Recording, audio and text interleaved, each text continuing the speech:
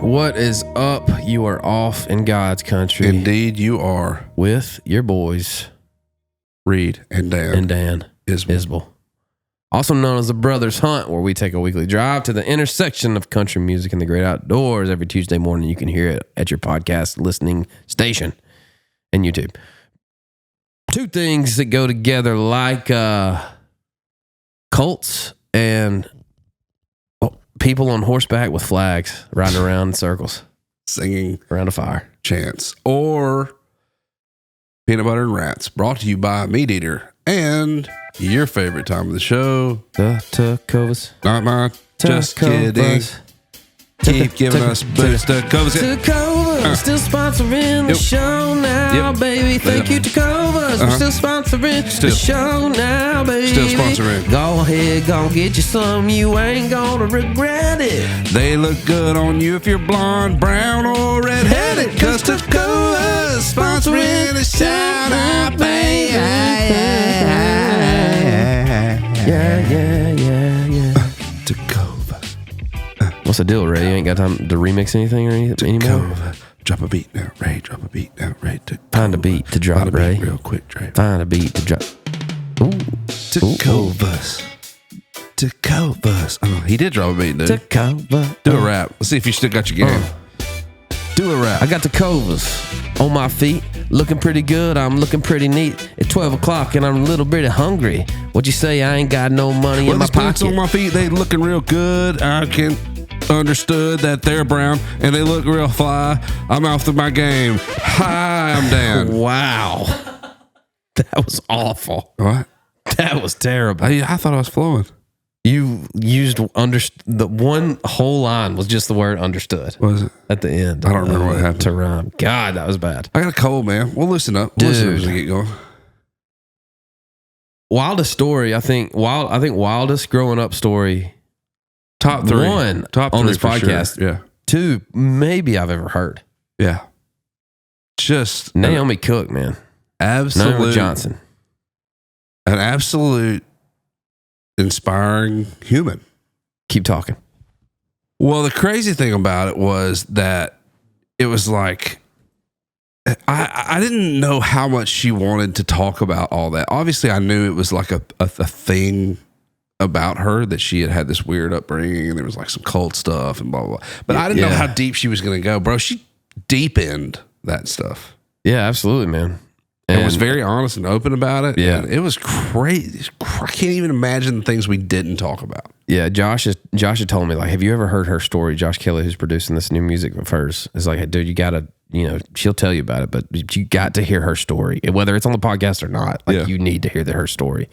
And thank God that she opened up about it and is comfortable with talking about it because, man, it's a ride. And just to see, like, how, strong of a human being she is and a mother and an artist and a songwriter. And she knows who she is, man. She's proud of it. And when she said she's never been in a classroom. Never. Ever.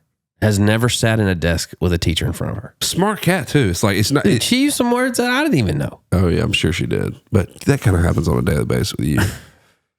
I went to school and I'm dumb. Tacovas. Naomi Johnson, man. She's great. Oh, are we roasting? Cut that off, Ray. Agreed.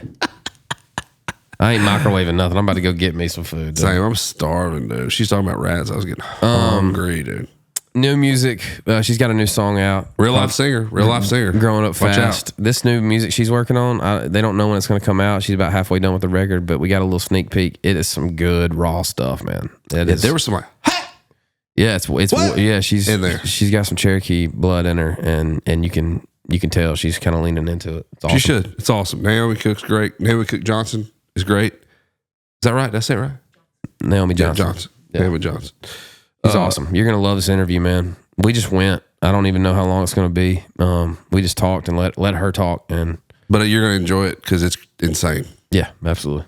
Thanks for listening. Follow us on all the socials. The socials. Need 5-star reviews. Leave them. That's right. Or get out of here. Or GTFO. Or we will get out of here if we don't have 5-star reviews from you. We're getting out of here right now. See ya. Peace.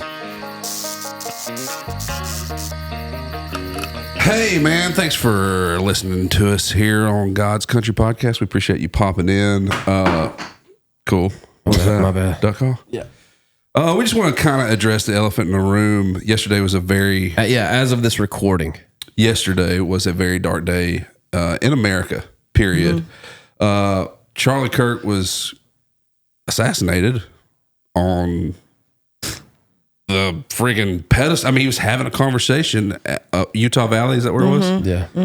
So I was sitting there with my kids last night, and I was putting them to bed. And we have a little tiny house that we live in right now that we're building, but we're staying in this 1,100 square foot house that we bought 7-8 years ago. So my daughter and son are sleeping in the same room, sharing the same bed. And so they both want me to hold their hands, and it's kind of hard for me to. And I'm not trying to dramatize this and make you feel a certain way. This is personally how I felt about the situation after it happened. I was just trying to shield them from what you can, and also kind of deal with your own feelings at the same time. So I'm laying there, and I lay my hand as far as I could to the left, and my little girl grabs these two fingers, and my little boy grabs these two.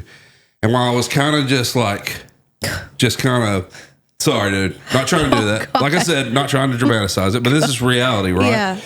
And as I'm kind of just kind of rubbing their hands, it occurred to me that my daughter, who is 6, her hand is kind of slendered out a little bit, but my 3-year-old's hand is still real fat. And I was just kind of feeling, and I was thinking, man, as I felt convicted about what happened to Charlie for basically just taking a stand and doing it in a way that was respectful to everyone he had a conversation with, an open conversation with. I never felt like he was demeaning or belittling. He just had the conversation right. It occurred to me that he was not going to be able to do that tonight. He's not going to be able to, and more than that, his kids aren't going to be able to feel him hold their hands as he goes to sleep, as they go to sleep. And it just angered me. I was sad. I was angry. And I just went to the only source that I know to get actual information from. And I just prayed a little bit and said, hey, man, I don't really understand all this. I don't feel good about this. Is this where we're at as a country? And it was almost kind of like, I felt like God said, hey, man, as long as you take a stand for anything, you'll never get along with everyone. Yeah. And essentially that's what was happening, because we're consistently dealing with what I believe is spiritual warfare, good and evil. As long as we're in this world, there will be good and evil. Bible says devil comes to steal, kill, and destroy. And yesterday he did, and it affected a lot of people. But I just want to encourage the listener that wasn't it for Charlie Kirk.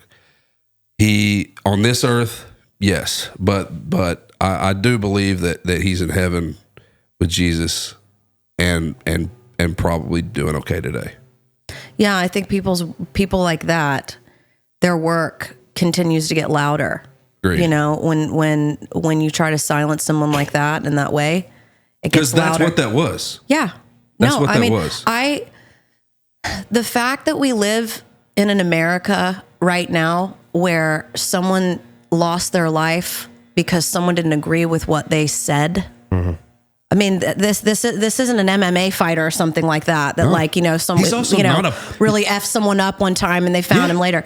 Like, this is someone who they do not agree with what he says. That is what this country is built on. Is we're allowed to say what we want and not have the fear of losing our life, our jobs, our community. And I was so full of sorrow to see that type of a figure.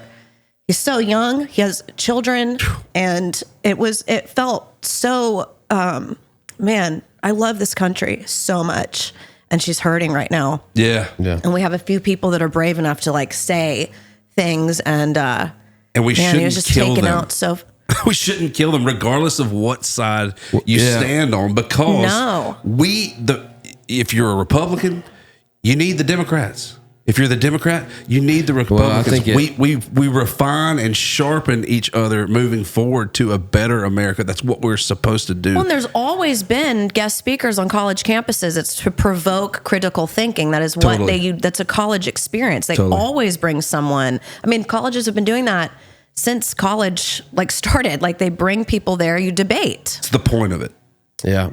And It's I think, shocking. Yeah. And I think absolutely it was political assassination. Absolutely. Somebody didn't agree with what he was saying. But I think the bigger picture and the bigger problem that has always been here since the fall of man is that like this is a broken world full of broken people. And Always going to be. Always going to be. It was created that way, so we need Jesus, and everybody, and we do, and probably now, probably today more than ever because of something like that. So man, our hearts break for.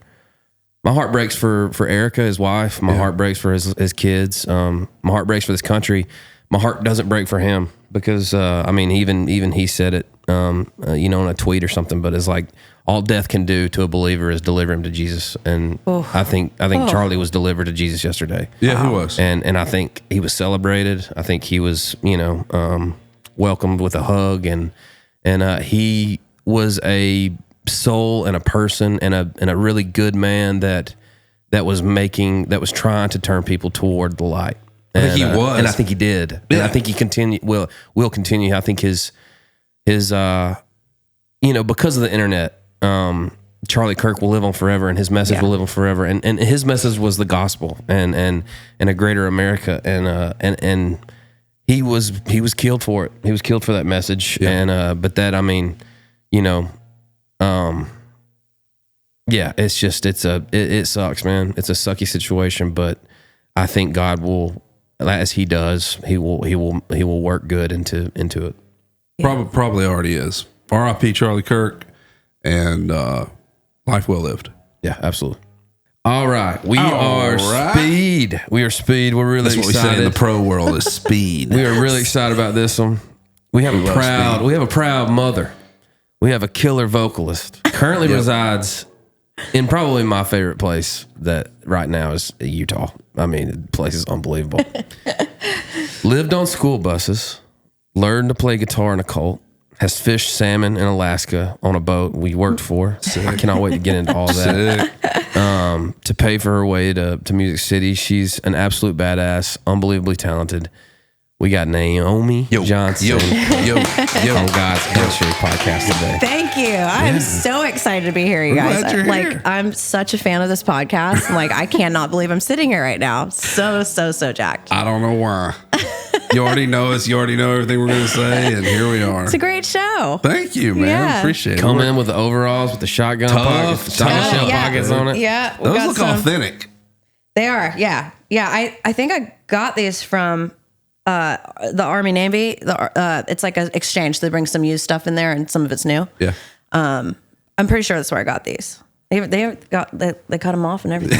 They're sharp. Yeah. Taylor. I dove hunted in a pair of those like a couple weeks ago. Oh, yeah? Legit. Yeah. It's awesome. Thanks. I was trying to remember on the way in the first time we met. I feel like I knew you early. Yeah. Didn't we write together? I wrote with you when you were in the band. Yes, but early on. But I feel like I knew you before that. Probably because through Rob and Shannon. That's what it was. Yeah. Rob Hatch. Yeah, Rob. Didn't like the song enough to cut it. Don't get started. Don't get me started. I think we finished it. He had to leave early. Yeah, I'm sure I did. I'm sure I had a lot going on back then. I had to pick Liza up, his 1-year-old up from school. No, it was way before Liza. It was before that. It was way before that. Yeah, no, you. Man, did we even have a record deal yet then? I don't think so. Maybe we were like in it, like penning it. All I know it was early. Is that since then we've been Instagram friends. Yeah. And your life has been crazy, dude. But I didn't know it was crazy before. But you just you're a free spirit, man. You go where you want to go and you do what you want to do. And I got mad respect for that. Thank you. Because it takes a brave heart to go try some shit. Yeah. Yeah. I mean, well, I also I had an upbringing where you had to try stuff to get through. Yeah. And so that's just kind of how I do things now. Huh. That's your water, by the way. Thank you. Brought it for you. Yeah. I definitely, I grew up free spirited, and that's just how that's what makes me happiest is when I feel the wind change, I do something else. And I say that, but it's more geographical. Like I move around, but I've that's what I noticed. Honestly, what I noticed is like, Nashville for a minute. In the middle of the desert. On some mountain. I'm like, man. Is that influenced by your upbringing, by the nomadic culture of how you were raised? I think so. I mean, I was on the road so many years, and then it's interesting. Like, your life prepares you for your life. Like I lived on a school bus with my 9 brothers and sisters and my 2 parents. And then, my profession, I ended up on a bus with, 9 people. Wow. And it felt more like home to me than maybe some other people, but I mean, way nicer bus. Let's be real. This is way nicer, a lot nicer bunks. But yeah, I had a realization. I was like, damn, I'm back on a bus, like in tight quarters. And I feel right. That's kind of how I feel about music. I swore it off like 100 times. Yeah. And it just eventually just kind of nudged me back into it. And now it's literally how I'm alive. Yeah. It's the craziest thing. All right, we're going to get into all that. I can't wait to get into it. Let's don't get too far down the road. We're going to do a straight up what you glad at today, folks. No mad in the world. We're a lot of mad in the world, actually. But we're going to try to kill it with glad. You? What you glad at? Whoa, you're way out. Oh man, I thought we were just okay. What you glad at? Just tell us what it is. What you glad at? Is it your little cute kids?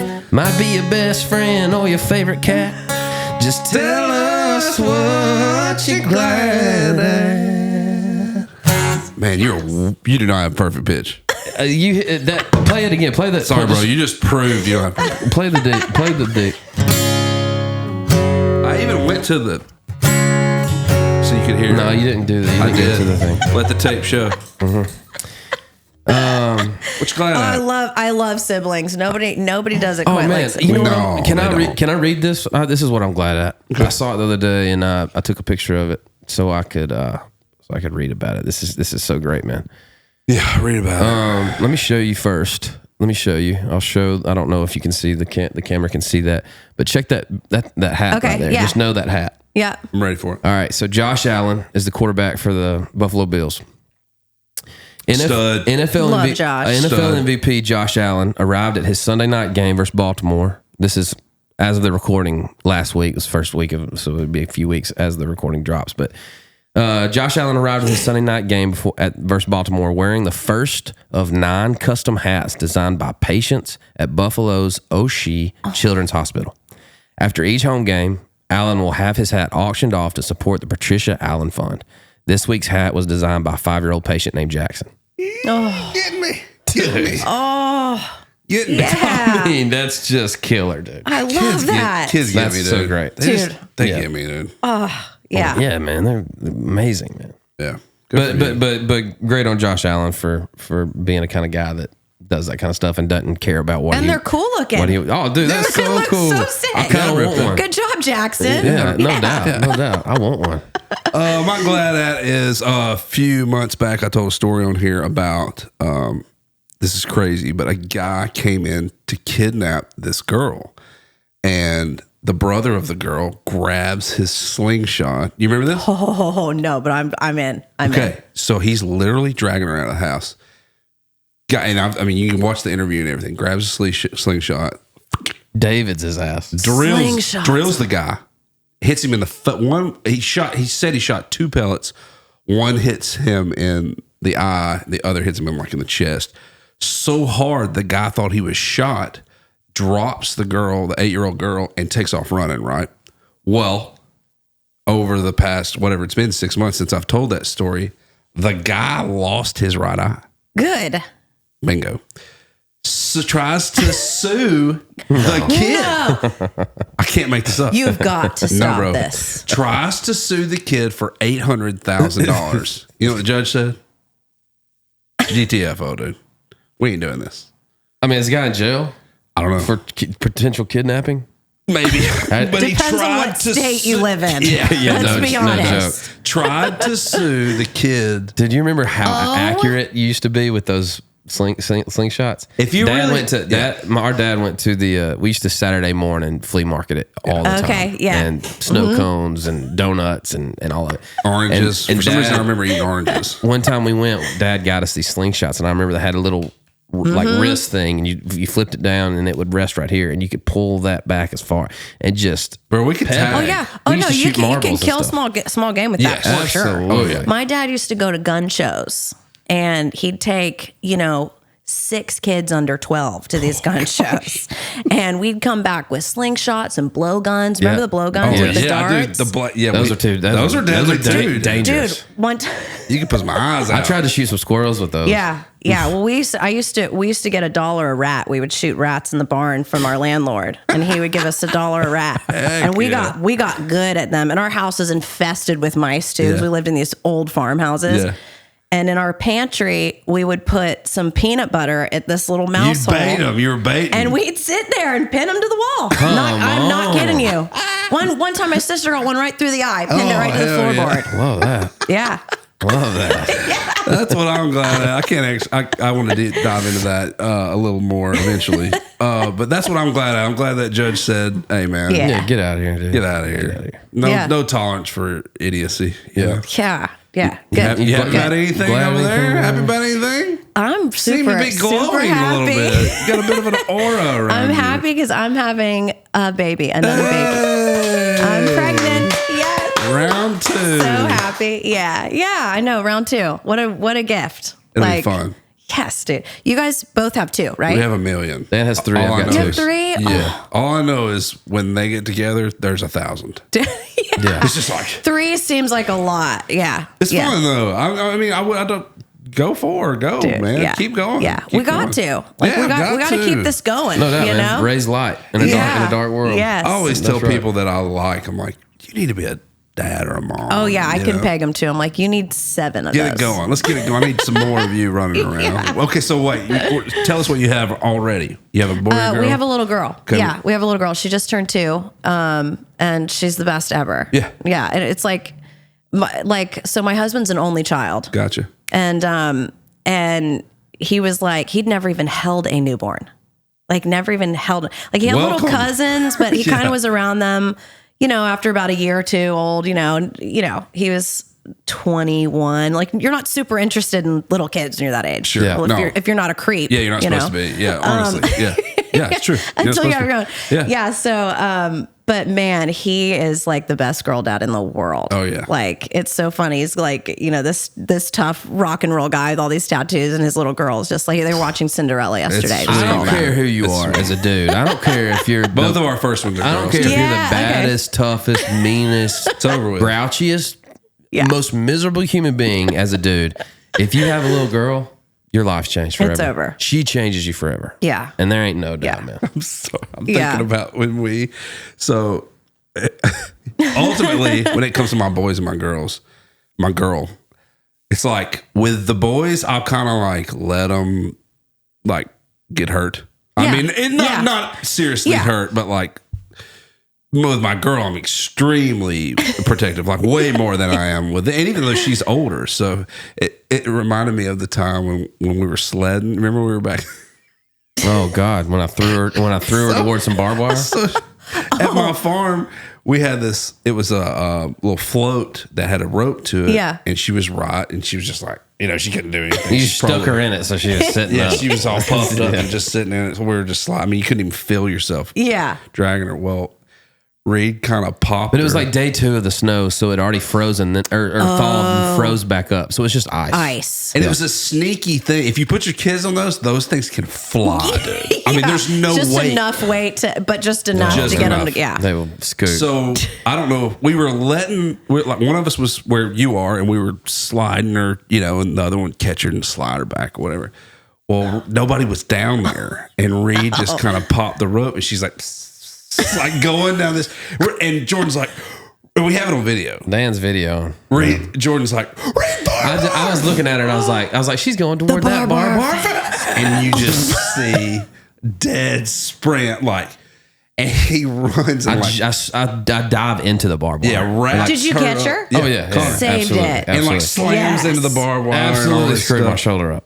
But like I dove into the bottom wire of the barbed wire. Oh, It was like my let it God. like ricochet me, and It's like the barbed wire. Yeah, dude, it's like you said the other day when you made Jordan so mad when we went to Wayne County and didn't come back. Remember, she was real mad because you told her you'd be back by a certain time and you didn't get there. Yeah, it always And happens. you said, It always happens. sometimes I screw things up, but I'll fix the screw up that I screwed up. Ooh. Yeah, absolutely. I mean, Ooh. And that's what you did As a with, man, that's with what you do. Liza. I feel like you You ripped her recognize towards it? some barbed wire and then you sacrificed yourself to save her. Dude, I have these 2 huge scars on my thighs from barbed wire fence. Really? Yeah, run into it in a bike. You remember where you were when you hit it? Where? Yeah.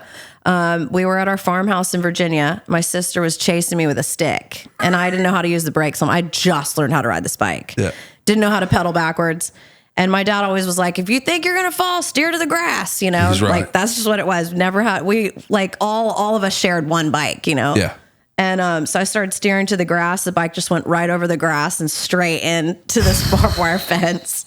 Gashed my legs. oh, open. it'll eat you up. It'll eat Tore you me up. up. I've got Yeah. I've got plenty. Pretty much all my camo pants have rips in them from barbed wire. Like, Yeah, pretty much either going everything. over them. Yeah. Or getting Even the caught on rusty ones, like even the ones that don't have an edge anymore, will get you. No doubt. Those are kind of Yeah. the worst. tetanus. Yeah, probably Yeah. just need to go get a shot.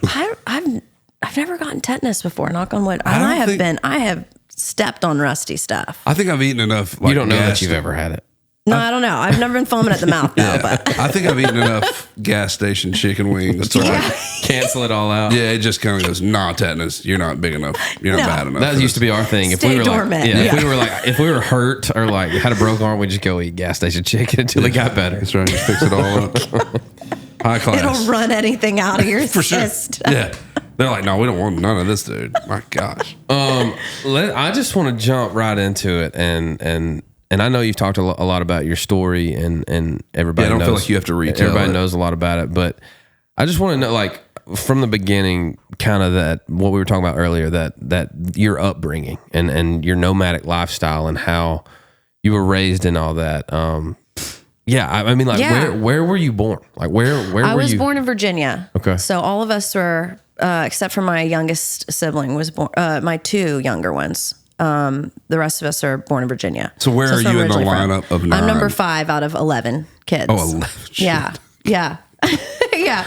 So we, Same mom, same dad? same parents. Yeah. Oh, my Yeah. goodness. Yes. So my dad was a park ranger and electrician at the park, 1,000 Trails. And my mom was a midwife to the Amish communities and Mennonites in Virginia. So we lived among the Amish and Mennonite. We weren't Amish, but to like live among them and interact with them, you kind of have to look like them and you know, be like them. They don't really interact with, well, these communities didn't really interact with the outside. Some of them do. So we lived very plainly. My dad hunted for our food. We had a garden and animals and, my mom was a midwife. So we, you know, to an outsider, we probably didn't look any different from the Amish kids. Yeah. You know, we just like, we didn't have TV or radio or anything like that.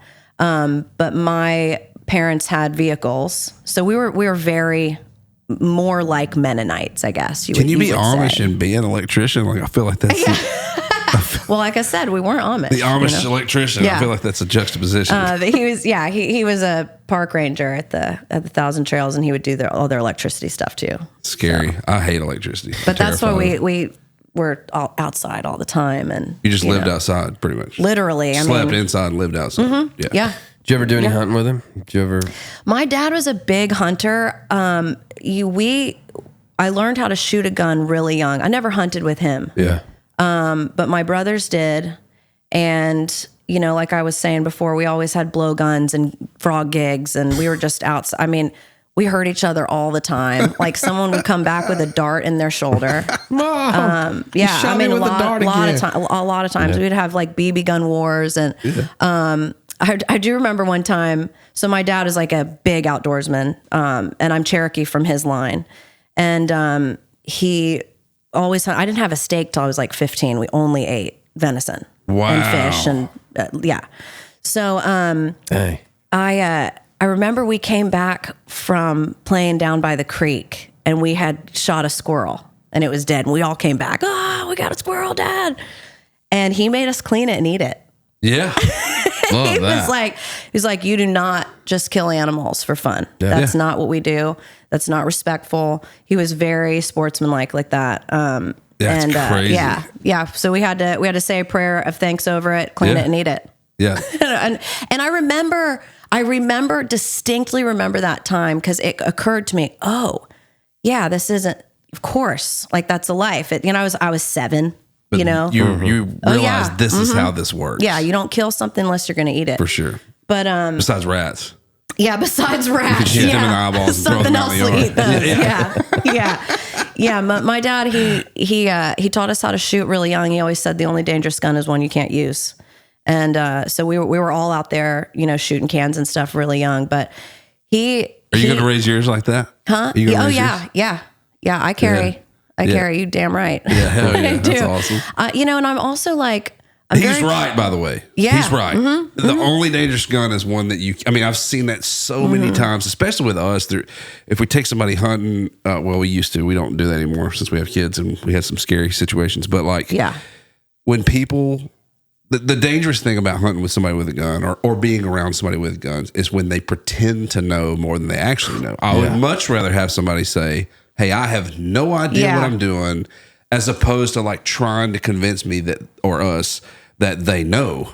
That's the dangerous guy. Yeah. A guy that goes, I know and then nothing. walking into the woods like this. Oh my God. Yeah. Or like trying to like rack around and they're just like flying. Yeah. Oh, what's Yes. this button?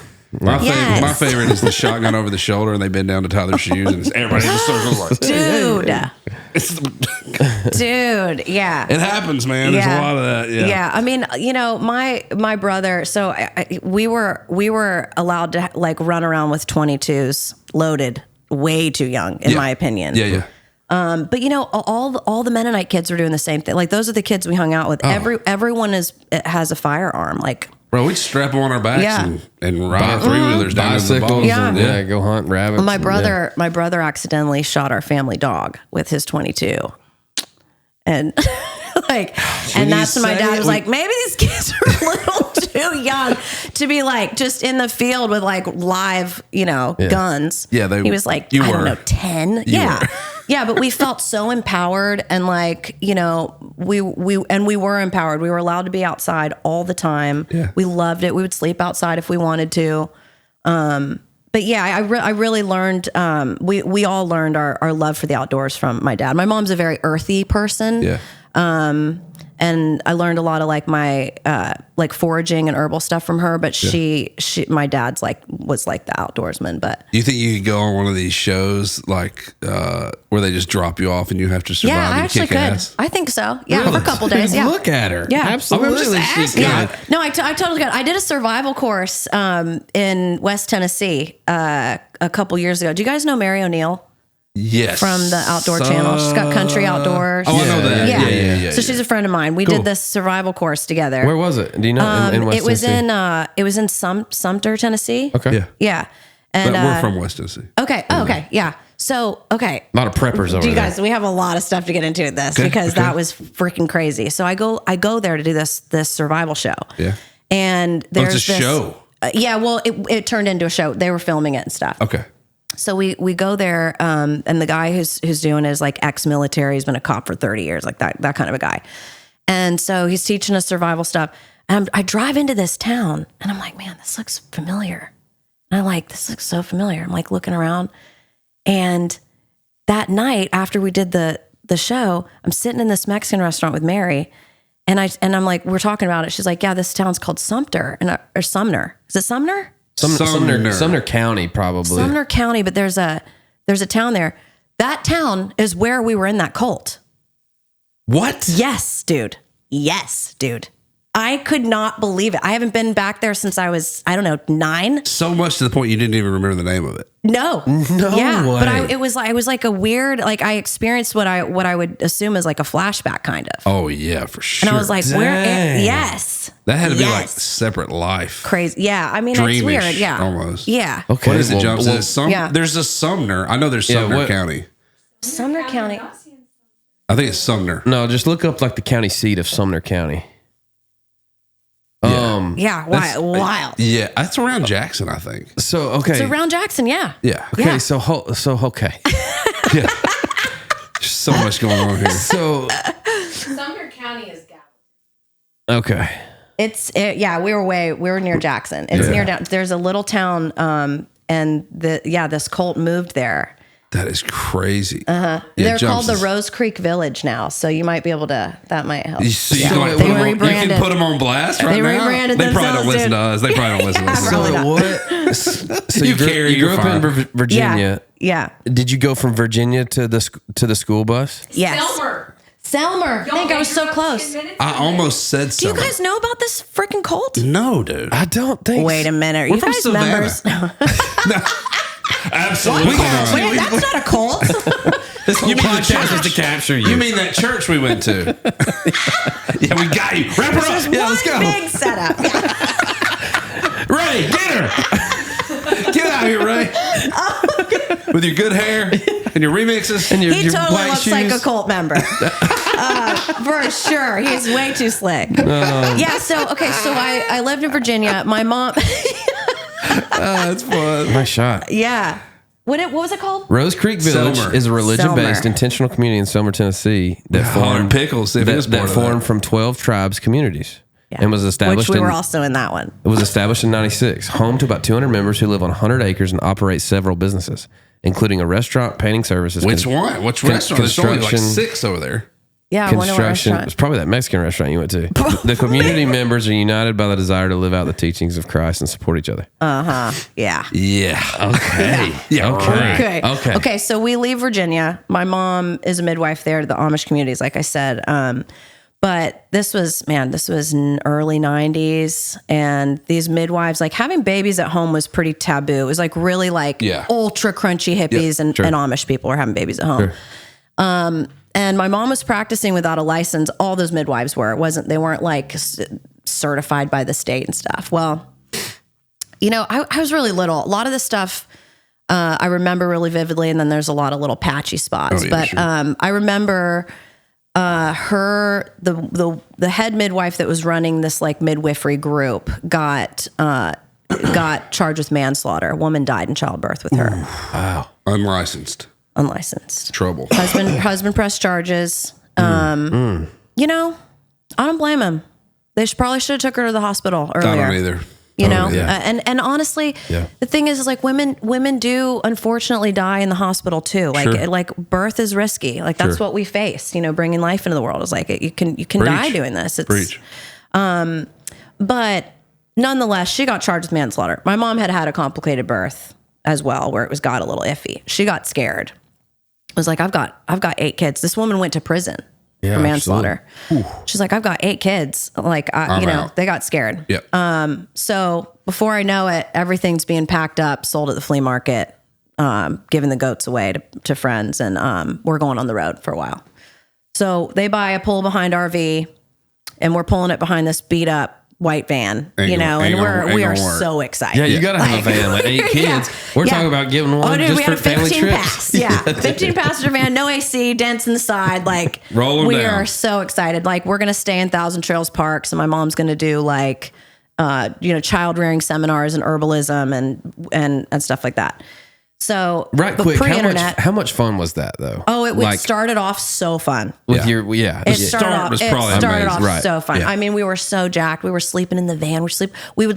We'd park way back in one of these Thousand Trail parks, and we'd all just like sleep on the floor, on the ground outside. You We just, were like, wild. camped. Yeah, You we lived were camping. buck wild. We loved Borderline it. feral. Oh yeah. We None of us had ever gone to school. That was another thing. Like there was no internet, and like there was no one. We were truly off the grid because we weren't ever accounted for. We'd never been in public school. So it wasn't like, where are the Cowers kids? Nobody even knew you existed. No, we were gone. This is crazy. And so, we did that for a while. Then we ended up joining this cult, which this is a long story and, maybe not even a long enough podcast, but we joined this cult. We ended up leaving for a lot of reasons. If you guys want to go into that, I will. We can talk about. If you have questions on that, we totally can. Give me. Give me. I just want to know, like, give me the closest story to you can't tell. I want the one you can. Okay. About the cult? Yeah, that you're comfortable with. And this is the Selmer, Tennessee cult, Yeah, right? yeah. So we're starting to kind of lose Dude, we were steam. 15 minutes Yeah. from you. Yeah, across the river. Literally just across the Tennessee River. Yeah. You remember Surprised you guys Adamsville at all? Adamsville is just between Selmer Probably, and Savannah. yeah. We're right there. I mean, we played baseball tournaments there Yeah, we were over there all the all time. the time. So a lot of these people there had school buses. And okay, there's a couple of, the first cult, this one is this one's an first offshoot. cult, she Yeah, that said. wasn't even the first one. This one in Sumter, Selmer, is are members that left this 12 tribes cult. So we get approached by this guy with a Bible in his back pocket and like weird clothes and long ponytail. My parents were like they still are. My dad's gone now, but they're very spiritually lost and very spiritually vulnerable. They both had hard home lives. Yeah. And I was going to ask you about the actual psyche of someone. Yeah. Oh, they were the perfect victims for cults. Like Gotcha. Looking back on it. They're people. It's people looking for family and looking for God at the same time, Searching. and you're just searching and a little too much, you know. And it's honestly, it's like you don't got to look that hard. No. Like you're thinking about I'm with yourself too much if you're doing ayahuasca 30 times and joining cults. It's like it's right there. You don't have to go that far. Yeah. I mean, preach. Absolutely. Yeah. I completely agree. I think that's a great message.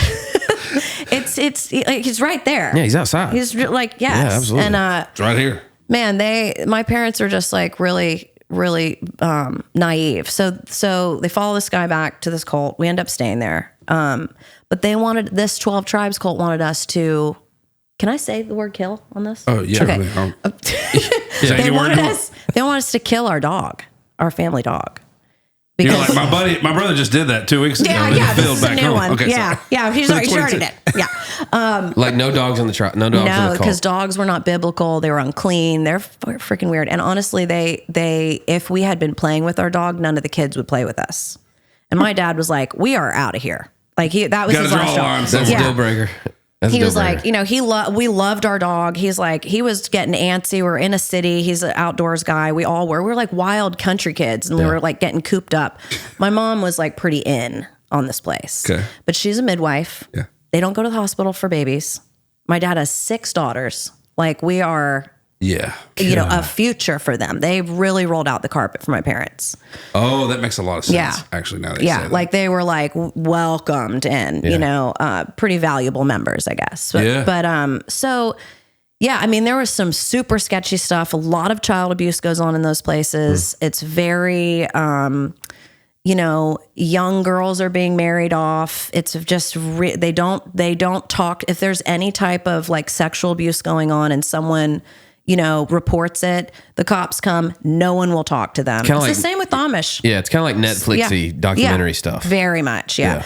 So again, my dad has 6 daughters. There's some sketchy stuff going on. He's like, we're out here. Yeah. Okay. He's my dad was never fully in on those places, even though when I talked to him later in his life, there's something that happens with people that have been in cults, and I've seen this in documentaries too, like they still have this like whimsical view of it, kind of like they wish it worked out. Yeah.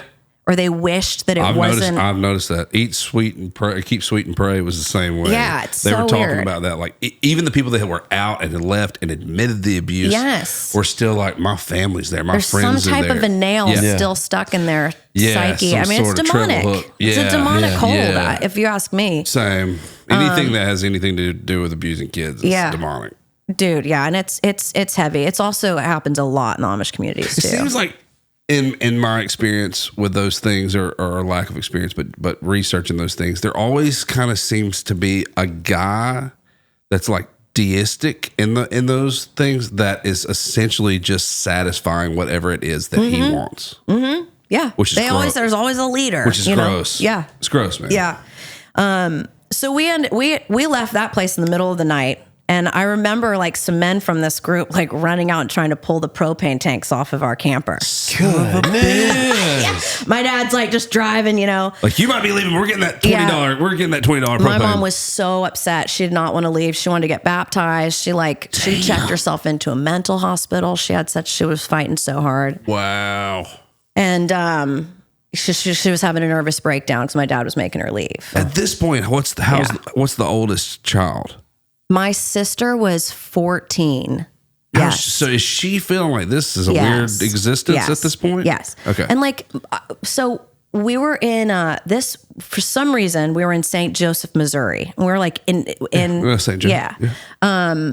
And it was like this big Victorian house, and about like 50 people, give or take, kids, men, women, and children, all live in this house. Is this the cult too? This is the cult I'm talking about. Oh, okay. I thought we were in Selmer. And so we leave this. We leave this cult, and we go to the Sumner, the Selmer, Tennessee one. Okay.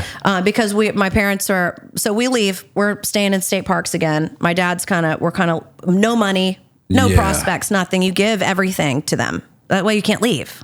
But they tell you, the more you give, the more high standing you have in this community, the more dedicated you are to God. But that is how they take your freedom. Dude. You can't leave after that. Yeah, so scammy. They hear about some people that had left that started this other community, and it was on a big farm, and they're way more liberal, so to speak. Like, they're not as rigid. It's like way more spirit filled. And my mom really wants to go. She's like, I'm in. Spirits, I'm in. Spirits, I'm there. And midwives. She's like, there's a farm. My dad's like, okay, there's room to run. Let's just go check it out. We end up staying there. That's where, after we leave that one after a year, guys, some crazy happened there. In that one. In Selmer. In the Selmer one. You want to hear a story? Yes. Okay. This is one I will never forget. Me neither, probably. Dude, this is insane. Okay. So this guy, there's a couple in there. They're really young. They have three children, little girls, like under 5, like 1 to 5. Okay. The wife, looking back, she was probably 26 or 27. The wife drops dead, just dies out of thin air, like in the middle of cooking, dies. Bam. Boom. Okay. And like no warning, nothing, no stroke, nothing, just dies in the kitchen. Okay. Okay. How are you remembering this? Are you remembering this? I will never forget this. I mean, you like seeing it, or no, you hearing? I didn't see her die in the kitchen, but like it, Yeah, it's the big, I know it's the news across the thing. Everyone they bury her in this back pasture where they used to have these wild gatherings. Like I'm talking like horseback, like standing up on horses. They had flags. They were very very self-indulgent. Tons of music, like just very wild. Okay. And they bury her in the pasture. So about right around the time that we left, they get evicted from this farm. Yeah. And I don't know if the owners just get sick of the rumors, or they just want this cold out of there. And it's growing. It's about 200 people. Yeah. And so they buy a new piece of property in Selmer. Yep. And they move everyone there. Well, they want to bring this woman with them. They dig her up with spade shovels, like 6 dudes. Put her body in a tarp and put it in a pickup truck. Oh, gosh. And they start driving her, like no mortician, nothing. Just riding her down the road in the back of a truck. They stop to get gas. Okay. And probably the raceway. Probably that one raceway. 45 and 64. Pretty good chicken strips. I know, it's the cheapest gas in I know town. where they get that chicken. Potato logs are fire. It's the cheapest gas around. They They're stop fire to get potato chicken. logs. Yeah. Okay. Okay. And some concerned citizen smells this dead body. Oh, of course. Goes over to the truck and sees a freaking tarp with a body in it. Oh my goodness. And calls the police. I'm gonna be honest. Part of me feels like I remember hearing. I believe, dude, it's a small town. I kind of feel like I remember somebody saying, "Did you hear about that dead body they found in the back of that truck?" As a kid. How old are you? 41. Okay. Yeah. So I'd have been you'd have been like, I don't know, 12 or something. That's 14? what I mean. I almost kind of remember. I mean, I was born You've been a little older than that. But, I'd been older than that. Whatever. In the 90s, I was a kid, 15 to whatever. Yeah. That is a story that would have got around a town like Jumps, like Sumner. Something happened, right? What ended up happening? Okay, so dude, all the guys get arrested. All of them. Like, of course. Yeah, you're right. They get taken in. Yeah.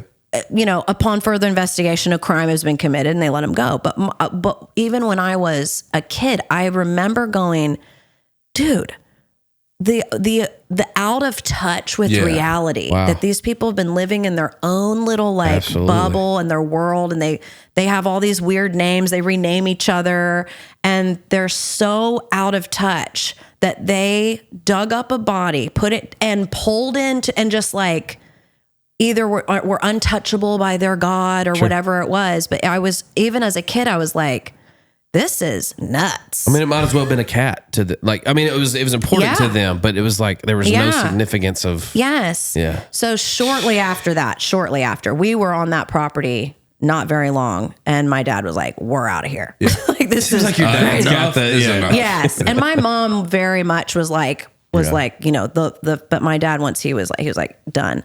So we left that. We went to go live with some people who had left that community too, way back in the woods in Tennessee. And that's when my dad bought a bus and started to clear it all out, and we started living in that. But we lived in their garage. We lived in these people's garage for months. My gosh. Yeah, in the woods. I remember living outside. Yeah, like I remember living outside. Yeah, and so that was crazy because we were off the grid there, and I remember in Tennessee, somewhere. I don't really remember exactly where. We were living with a family. They had 9 kids. They had left that group too. They had 9 too. So they had 9. It was a bunch of, we were buck wild, you guys. We were like wild. But I remember that was where, so 2 black SUVs pull up one morning into this, like we're living way out. Like we don't have a phone. We don't have an address. No one knows where we are. We're truly off the grid. And it's the FBI, and they were looking for our family. And they had a suspect for a string of bank robberies that had happened in Virginia, and it was my brother. Oh, way. Yeah, dude. 17. He robbed 13 banks. And the FBI found my parents. They were like, he's one of the suspects. And they show, they have some footage of him. They didn't have him yet, but my parents were like, that's our kid. You can tell, it's the way he walks or whatever. So there was a few that had left or old enough to. Yeah. So, my oldest brother never went with us on the travels. He stayed with some family friends back in Virginia, and started robbing banks. Yeah. Yeah, he was wild. He ran away from home at 14 and joined the Christian Cowboys camp and started riding John bulls. Dillinger did. Yeah. So what's up with him? Where's he at? He passed away. Damn. Yeah. He so he went to prison. That was crazy. That my parents ruined their marriage. Yeah. So my mom wanted him to take the money and run, and my dad wanted him to turn himself in, and he ended up turning himself in. Wow. And it just, man, that was the beginning of the end of their marriage. Yeah. Was just like, I don't think they could really get past that one. Huh. And he went to prison for 5 years, and then he got out of prison and he died 10 months later. Wow. Just really tragic. But man, he was wild, dude. He robbed one of the banks he robbed twice. Man.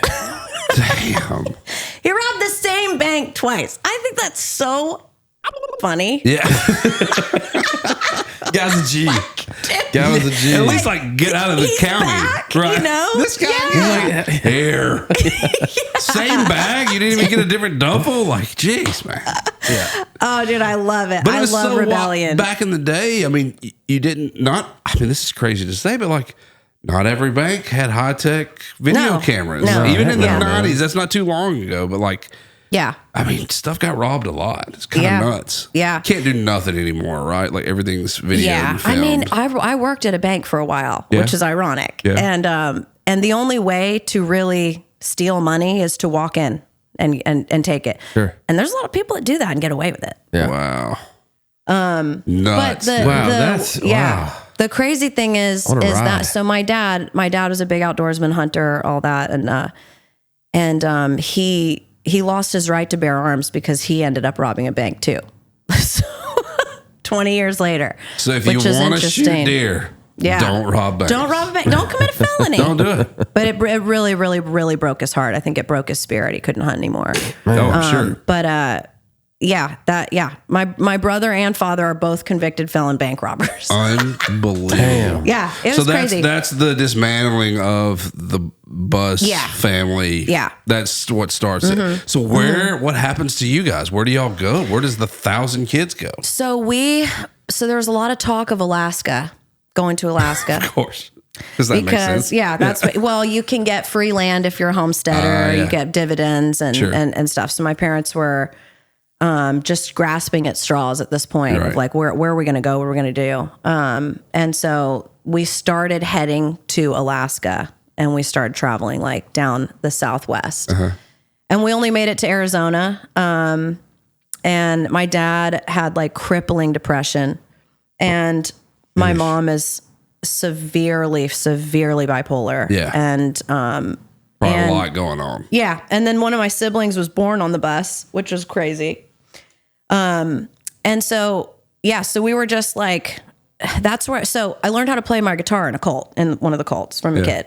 But Hey, along there's our some travels, silver lining. Hey, we found some. that's where my musical journey started. All right. They had beautiful music, and I learned how to play guitar when I was like 8 from another girl, for a little girl in the cult. Was it cultist music? Was it? Yeah, they wrote just their own music and stuff, yeah. but I took off with it. Like I just loved it. Yeah. So my mom bought a guitar from a pawn shop. They were pawning stuff to get some gas money. Bought a guitar for us to share, and I was the only one that played it.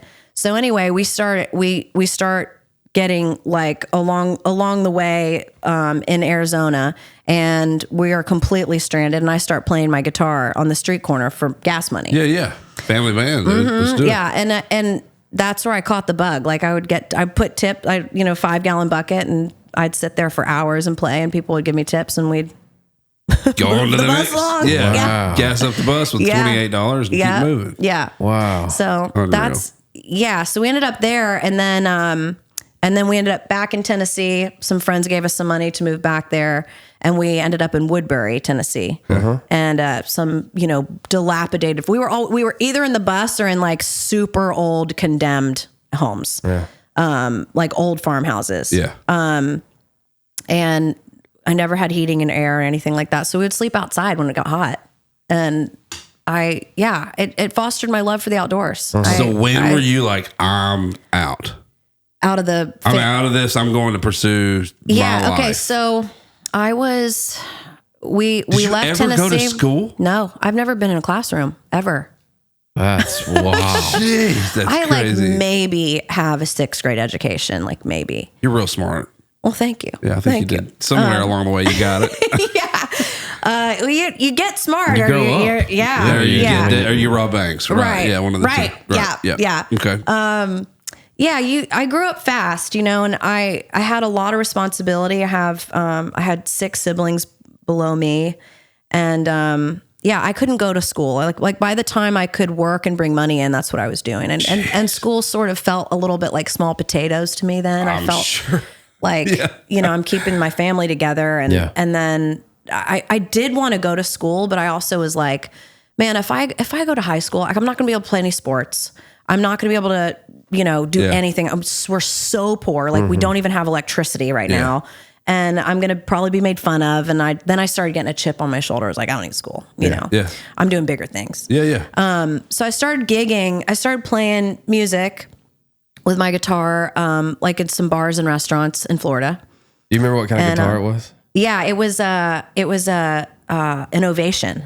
Yeah, like a cheap Ovation. The old plastic back. Yes, yeah. Hell yeah. And so I did that, and I did odd jobs, and then we also had like a greenhouse garden center, like a nursery that we did. Oh wow. But I left, so I went to Alaska, and I took this fishing job. I took a job as a deckhand on a salmon fishing boat in Alaska, and that's where I got a little grip of cash to move to Nashville. Gotcha. Yeah. Was that the plan going to Alaska? Yeah. Make enough money to go to Nashville. Yeah.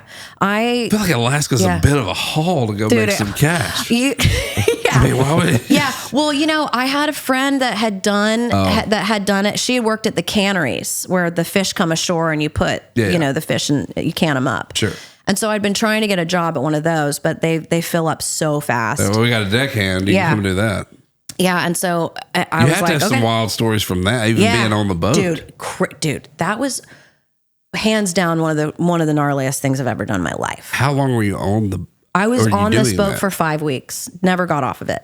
Yeah, it was crazy, but it was awesome. It was like. So, I knew I was about to embark on this adventure, and I was 19 and I'm all about it. I am down. And I'm like, I'm in good shape. I'd been clam farming with my brothers and it was probably nothing like scary for you because at that point you slept your whole life was an adventure. Yeah, really. And my stepdad was working on this boat I was going to. So I had some type of an anchor. Yeah. My mom remarried. My parents got divorced after my brother was killed in a car accident. Their marriage just didn't survive this. Yeah. And so my mom remarried. And that guy was a fisherman, oysterman, like all of that. And he'd been going to Alaska every season. So their deckhand fell into a fish hole and broke his ankle. And he called home and he was like, we need someone now. And I was like, I'll go. You're like, bet. Yeah. And he was like, are you sure? And I was fly? like, Did you drive? yeah, I flew. flew. I was like, yeah, I'm sure. He was like, you're going to be treated like a man here. And I was like, okay. I was like, I'm good. I'm totally good. You know, dude, I had no idea what I first of all, I'd never seen water like that ever. Like I'd been, you know, in the Gulf of Mexico, which is a lake, you know? Yeah.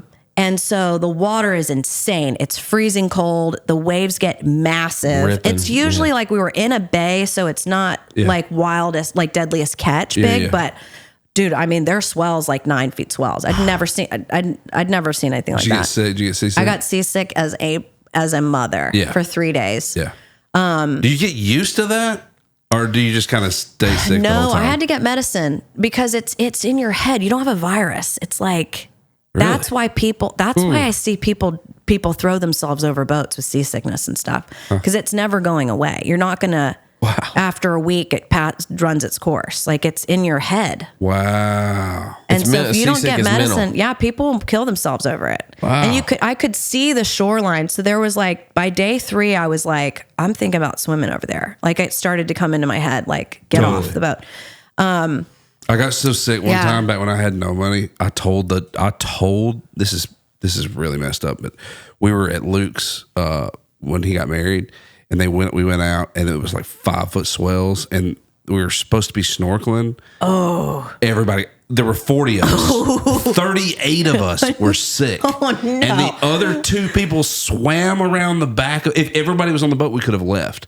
But the other 2 people swam around. Who are those people? I know. You know exactly who they are. So they know who they are. So bad. I literally said to the guy, I was like, hey, man, I will write you $1,000 check the second we get on the, and I had no money at the time, but I felt that bad. I'll write you a bad check. I'll write you a check that'll bounce if you will take me back, if you'll take us back to the doctor. Everybody was sick, dude. Everybody. Nudie was destroyed, dude. Well, it took me a while to get used to the bus once I got back onto a tour bus because of the motion sickness. Like it's just, once you get seasick, you always do. Yep.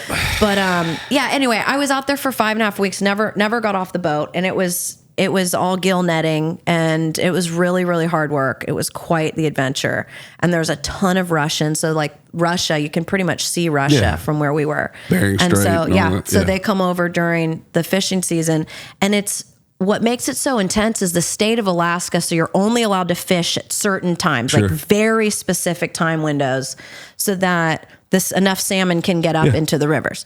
So if your nets are not out on the minute, I mean, Alaska, they've got fish and game helicopters, like watching everyone. Patrolling. They've got telescopes. They are watching you. And so if your nets are not out, like at a time, like you'll lose your whole season money. Like they'll fine you so hard. Jeez. And so it was like you have to be like pulling it out, but at the same time you also got to get enough fish to make that worth it. Yeah. So you're working. We would work 21 hours around the clock and take shifts. You don't sleep. You don't sleep. And but the fish is so good. It's like when you're pulling it right out of the net. Oh yeah, I'm sure. It's like it tastes like candy. It's all red and like warm, and it's like any other salmon. It doesn't even taste like salmon. I was about to say, do you have trouble eating like Kroger salmon now? I did for a long time. Yeah. I still won't buy it out of season. When is season?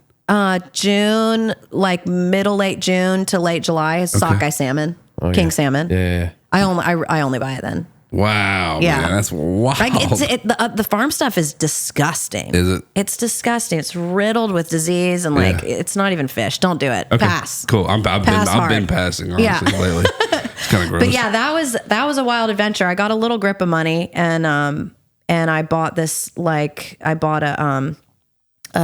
Chevy Blazer and I drove to Nashville, $200 from Alaska. No, from Florida. I came back to Florida. Flew back to Florida, bought something, came to Nashville. Was like, I'm going to try it. Yeah. Started working at Tootsie's. Wow. Dude, when it was sketchy downtown back then. Yeah. Like sketch. Yeah, I'm sure. Like I'd play 4-hour shifts at, do you remember Honky Tonk Central and Rippies? Yeah, absolutely. Okay. So it was Tootsie's, Honky Tonk Central, and Rippies. Gotcha. And that's where I learned how to play with a band and like work a big crowd. And, we'd leave at midnight with like a wad of cash. And people started getting attacked in the parking garages for their cash, like pushed down the stairwells and stuff. And like, it was sketchy down there. Yeah. It was like, it was not Disney World like it is now. No, man. At all. What was your, because I mean, growing up in Colts, no electricity, you're not listening, you listen to the radio. Like, what was your introduction to country music? Like, who did you? Alison Krauss was my first country music singer. And then when I heard her voice, I was like, what is this? Yeah. And a friend of ours had given me that CD. It was a CD, and it was the soundtrack to A Brother Where Art Thou. Yeah. And Alison Krauss, dude, that's Union Station right there. best. Yeah. It was like Gillian Dan Welch. Tominski And so that was my mom was like Rob listening Block. to like hippie rock. Like she liked like Fleetwood Mac and Crosby, Stills, Nash You and don't Young. say. Yeah. Stereotypical. Yeah. My dad liked the Allman Brothers and Brooks and Dunn and stuff like that. And so that's Brooks and Dunn, Shania, and Alison Krauss were like my country intro. Man, those are three different artists. And I love Shania because like at the time it was, when you looked around, it was a lot of like blonde hair, blue eyed girls. It was like Faith Hill and Dana Carter. Yeah, Dana Carter. Dina, sorry. It was a lot of like blondes. And when I discovered Shania, she kind of looked like me, and I was like, what? And I loved the music. There was a lot of blondes. Minnie McCready was back then. There's a lot of blonde girls. Yeah. Tanya Tucker, Leanne Rhymes. Rimes. Yeah. All those cats. Yeah. That's wild. I never thought about that. Yeah. And then Shania came on. Busted. Just makes me want to.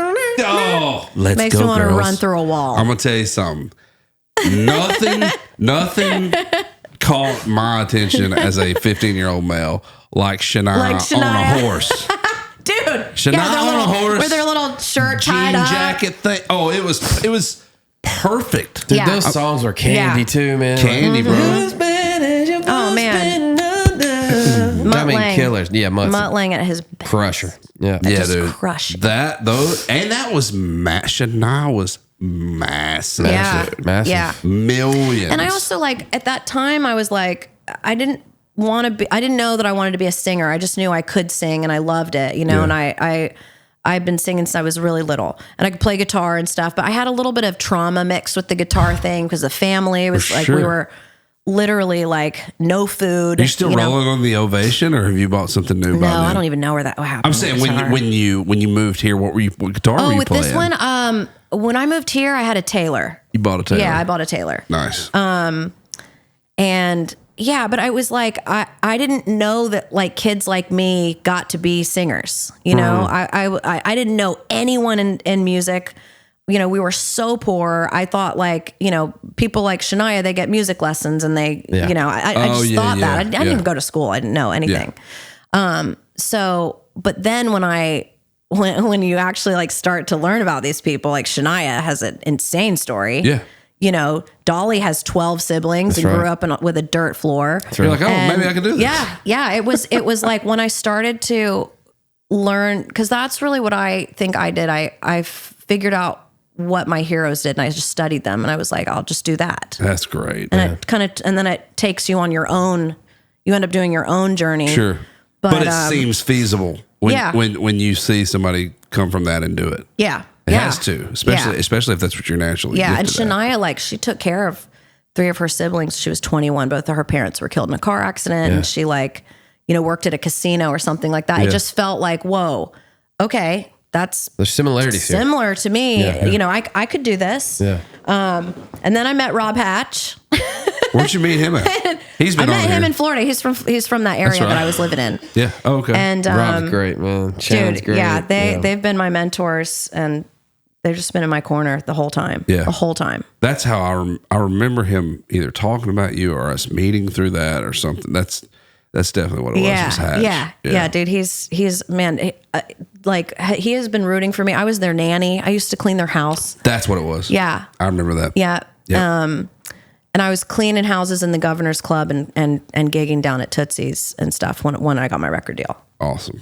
Wow. So, What and a- taking care of my 2 siblings who moved in with me. It was like, So where are they? That was Where's rough. everybody now? Where's all the siblings? so Do you keep up? everybody's in Nashville. Yeah. Everybody? Yeah. Wow. Except for me. I'm in Utah now. Yeah. Yeah, that's right. Yeah. Yeah, you moved out. I moved out. Yeah. Man, I love wide open spaces and Tell us about it. and the mountains are magical, and I love being outside, and it's amazing. Also, the recreation is insane. The weather's great. You can literally camp all year. You tell can't me. do that here. You know. No. It's an amazing place to raise a family and let thank kids you. run wild. And every time I go out there, I say this all the time. Every time I go out there, I never talk about home. But when I'm here, I always talk about out there. Interesting. Jordan, just look at her face. Oh, we've been feeling we've been feeling I that feel the for a long pull. time. Yeah, I Dude. feel the pull. Have you guys hunted out there yet? Mm-hmm. You have? Yeah. Yeah. Okay. So I have We're gonna do more in November out there. Yeah, there's a lot of. I mean, there are herds of elk that will just like go through our neighborhood. There's literally a mother moose with 2 babies that come down to drink out of our creek like a couple times a week. Where are you exactly? 2 babies. We're in Park City. Oh, so you are in Park City. Yeah, and at that, first of all, just to see a moose. So Native American culture, when you see an animal, you're meant to. It's a message. It's like you're being told something. Yeah. And so moose are strength and courage and moving forward and, all that type of a thing. But to see a mother with babies means new life, tenderness, youthful, makes you like you should be starting to kind of be more childlike. Wow. And so I've seen a moose before. I've seen a baby moose. But I've never seen twins. Wow. And it is amazing watching them walk around. No, shut up. God, No. But it's awesome. It's like those animals are so, dude, have you guys seen a moose in real life? Oh yeah. They are enormous. They're huge. They're the size of a horse. Yeah. Yeah. Some But it's big, it's some exciting. Bigger. Yeah. Some bigger. I mean, the size of freaking transfer. Yeah, trucks. we were on a hike and we rounded one of the switchbacks, and there was a male moose with a huge rack, just like chomping on a bush. Yeah. And I mean, the size of They're the, kind of it's terrifying when you first see them. You're like, oh, Yeah, they're They dangerous. should be. They're I dangerous too. Don't go Healthy try to dose of pet respect. one. No. It ain't No. cow. Yeah. No, it's exciting being out there. There's so much spirit Yeah, totally. in that area of the country, and I think this country is so beautiful. I've seen so many parts of it. yeah. I've been to every state. I love this country. Like I'm an all-American girl as it gets, even with my Cherokee heritage, like my heritage goes back 9 generations in East Tennessee, with Cherokee, but I'm like, I love it here. Yeah. I love this country. And I've seen it in every stage, every piece of it, like the good, the bad, and the ugly. And I love it. That's why I like to move around. When you look, yeah, for sure. When you look back on how you're brought up, and obviously that has a lot to do with the way you live your life now, would you redo it? And that's a good question. I'm apt to say no, because man, I really like the challenges that I've had to go through specifically have really made me really, really smart and sharp. And I've been through so much adversity that I'm just like, there's not much that can hit me that makes me flinch, and I'd say so. and like, man, this is a tough world to live in to get hit, so yes, I mean, I think I wish my parents would have been more protective over us. I think they were so naive. They put us in so many dangerous situations that as a parent now, when you asked me that question, it probably would have been different before I was a parent. Yeah. But now I look back and I'm like, man, we were put in so many dangerous situations. Or something could have gone really, really, really and wrong. should have. And literally, we were protected by angels. Oof. We were. Like, it had to be. There's no other. Yeah, I excuse, mean, so many bad things, so many other worse things could have happened to us and should have. And I say that, my brother lost his life. Yeah. But when you look at a family our size and the intense poverty I grew up in, a lot more people would have ended up on drugs or teen pregnancy or whatever the, things happen like that. Like 100%. somehow we just didn't. Like we just pushed through. We helped each other. Wow. And I think if I didn't have all these younger siblings to look after and like to keep straight for, maybe my life would look different. Wow, man. What an incredible story. Oh, thanks, dude. Thank you. Yeah, and to see you budding and being awesome and having kids. I want to ask about this new music. And we got to do it. We got to do it. Thank you. And so you've been through the Nashville gauntlet, right? Like you've had the record deals and been in the bands and written the songs and been in the rooms and all that stuff. Now you're in Utah making a record out there with one of my favorite dudes on this planet, Josh Kelly. I love dude, him. What man. a talent, man. Dude's incredible, Insane. man. The dude's incredible. So good. Yeah, he's in next level. And we got to listen to the song. I got to listen to some of the songs this morning driving in. God, it just feels so real. It feels so authentic, and it even feels more authentic now after this interview. Oh, I mean, it felt authentic then. I was like, man, this is a different deal. And like knowing about your Cherokee heritage is like, it almost feels like some of the songs is like, they're to your mom and sentimental and about your story, but like there's some like war cry stuff on there. Yeah. And like it just feels like you're at a point in your life in your music career and you're making music in this stage of your life that's just like you can't make it any other way than that. It feels like that feels like that's the only songs you can be writing right now. Are those. Thank you. Yeah, you nailed it.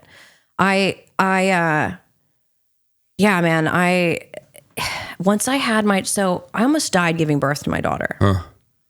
And I had a realization. I'd put out a couple songs before that, and it was very much like I was doing like a Shania Twain thing, and which is authentic to me. I'd been touring a ton. I love to perform. I just wanted to like fucking kick the walls down, absolutely, and perform songs in an arena. I was just like, bring it on. Yeah. So I was putting out like very bombastic, kind of like Bon Jovi meets Shania Twain songs.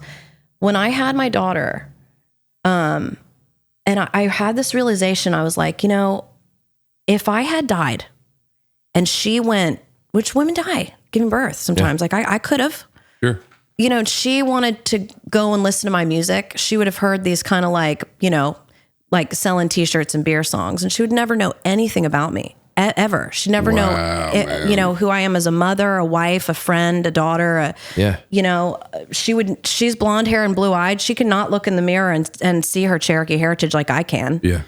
And, it just became so important to me that I not be afraid to tell my story through music. And I didn't really think I had the songwriting chops yet either. Yeah. To write about my brother, being a bank robber, and to write about, my mom's alcoholism and mental illness and how that has generational effects and, a curse, if you will. Yeah. I think there's a dark spirit over it, and it's come from generations behind me. Sure. There's a lot of witchcraft in Native American culture too. I think that, that lurks around. It lurks. Yeah. Sure. And so it became really important. Like it was always fun knowing that we were Indians when we were kids, because we were buck wild. We loved being outside, and we could feel it in a way. Yeah. But it was just a fun thing. It was not important to me to bring it into my life and my identity and my music like it is now. Until you're ready to leave something. Yeah. And then when you go, okay, what do I want to leave them with? Yeah. I want to leave them with my story. Mm-hmm. That way they have a better understanding of who they are. Mm-hmm. Yes. Yeah. I think you're very brave in a lot of different ways. And I'm so proud. We are so proud of who you've become through all of that stuff. And your music's so great. And the record's great. And it feels it's inspiring. Great. It's inspiring. Total inspiring. Yeah. And I think it's a great story. I want you to continue to tell your story, because I feel like it's important. It's important to have that that view, that lens of things, Yeah, it's an autobiographical record. And I there was something about when I started making it out there, I started writing with Josh, because he's my neighbor. Yeah. And, which he's kind of cuckoo land spirity guy too. Yeah, you know what I mean? Totally is. And I needed, and I say that because I love him. I needed that at the time. Sure. Yeah. I needed to kind of get out of Nashville, and like what the music that I'm making, not to sound anyway, but it really doesn't sound like anything it does else, not. sort of. And I needed to find that without being influenced. Like we're all influenced all the time, you know, by each other, by all the music we hear. And, and Josh he's a wild man. Like there's nothing he won't try. He's into it. And he's not slammed with 17 TikTok artists that it's like draining his creativity. Sure. And so, and his creativity is wide open too, dude, right? He writes songs when we play golf all the time, and then he'll send me a snippet of a master that he did. You said it right. He's just a wild man. He just does what he feels, and I'm co-producing it with him. It's and the perfect combination. I mean, that makes total sense. Thank you. Yeah, he's so good. I'm so grateful to have him, and like being able to make music in the foothills of those mountains and be way out in the in your freaking city. Yeah, so fulfilling. Crazy. Yeah. Do you feel comfortable? Could you play like a verse chorus of something off the record? Yes. If not, you don't have to. But I could. But I play in this open tuning. Okay. Don't worry about it. Is gonna be a little bit of a it would be tricky. mess up for that kid. It will. Don't worry about it. Don't worry about it. Yes, I can. Yeah, but it's an open tuning thing. What song is it? Which one is it? I would probably play "Mom Ain't Jesus." Yeah, Tell us about so that. Good. So, Mom Ain't. Good, thank you. I wrote that with some cats here, and Clausen, Brad Clausen. Oh, yeah. Love that guy. What a smart songwriter. Brad's great. Killer. And he gets it honest. And Brandon Powers. Gotcha. Yeah, I think that's the last. Brandon Day. Thank you. Why did I say Powers? Because he's powerful. He's a powerful Brandon guy. Day. So Mom Ain't Jesus is man, that's a little glimpse into me as a mother. I often think about, like, you see moms out grocery shopping, you know, or somewhere out in the wild, and they look so vulnerable sometimes with their kids, and they're distracted, and it just kind of looks like someone could hurt that really easily. Yeah. But like, the mistake that you would make is just under that distracted shopper, vulnerable mother is a vicious one woman assassin. Oh yeah. You know, who will kill. Especially if you mess with their young. Yeah. Yeah. And I felt that come alive in me when I became a mom. And, you know, I carry, and I'm very proud of that. I'm very proud of my right to carry. And loaded 45, man. Never leave. Yeah. And I do. I want to teach my child to do the right things, but, like, you know, I've lied, and I've started fights before. Yeah. I've stolen things, you know, I've done it. And it's weird to teach your child to, like, not do that, knowing that one day she's going to find out that I'm flawed. Yeah. But what she'll know forever is that, like, I will cut someone's head off for her. Yeah. And I do. I keep my 9 loaded for a reason. I will kill someone for her. Yeah. Absolutely. Fast. Yeah. No question. I feel like as a mother, I feel like as a mother, you're supposed to feel like that. Yeah. And if you don't feel like that, you might want to check it out a little bit. You know? Yeah. Yeah. I saw a recent post about that. They asked mothers if they would be willing to kill for the protection of their daughters, and it was about 60-40 no. No. Yeah. It was nuts. They said, I don't think I could do it. Yeah, they say that, and in the moment, let something happen and see what internal takes over. Yeah. I mean, I'm talking not even in the moment. If I hear about something that happens. Oh, no, totally. Absolutely. Absolutely. I don't even got to see it go down. I'm ready. I stay ready. I got that thing on me, dog. Come see me. Yeah, Come see me. Try me. I say that all the time when we shoot guns around our house. She's like, I mean, our neighbors are here to shoot guns. I'm like, hell yeah, they are. They know I got them up here, son. Come see me. That's what freedom sounds like. Amen. Yeah, so I'd been back to Alaska because we did a couple things for the military bases up there, and I'll never forget this. So we're at the Air Force base called Fort Wainwright, Air Force Army, and there was a ton of cloud coverage. Alaska can get pretty cloudy, and we're just hearing these huge airplanes just flying. I mean, all these like overhead. It sounds like there's a war going on up in the sky.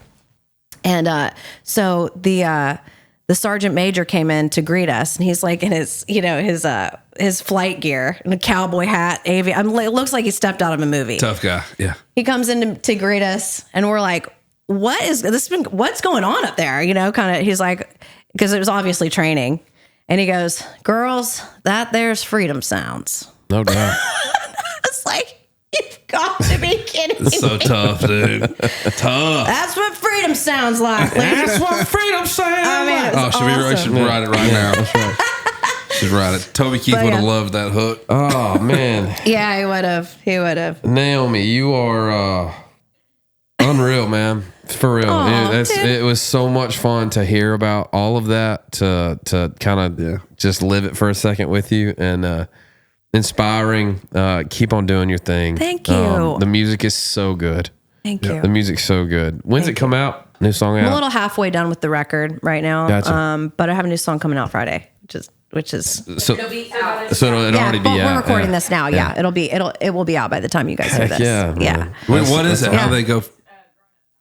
Oh yeah, I'll listen to that one. Growing fast. That was great. awesome. Thank you. So yeah. good. God, I'm sad that that's over. I know. We could sit here for another 3 hours, man. Come back. Will you come back? Come Yeah. back. Yeah, dude. Seriously. I'd love to come back. It was a blast. Yeah, it was you guys so are much fun. so like. Thanks for listening and like Oh, man. having me here. Thanks So for thanks fun. for being vulnerable enough to talk about it. It's Can't great. let you get out of here without singing something. What you want to do? Dang, dude.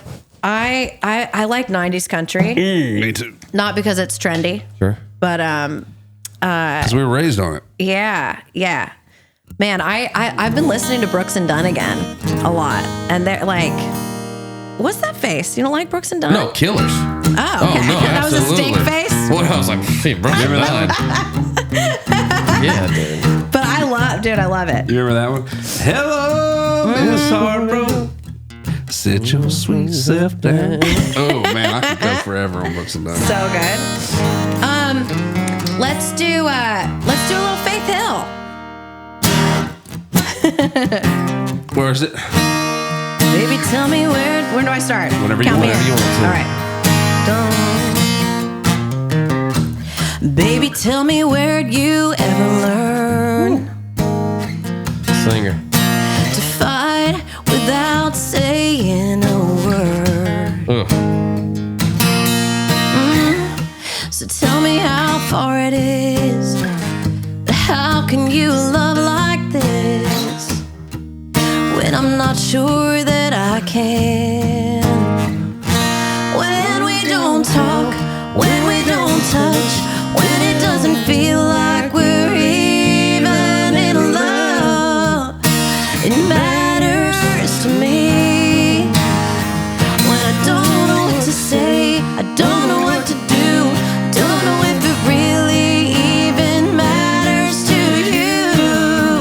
How can I make you see?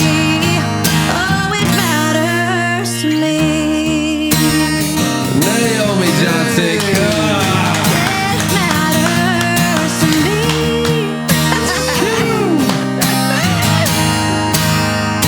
Man. Yeah.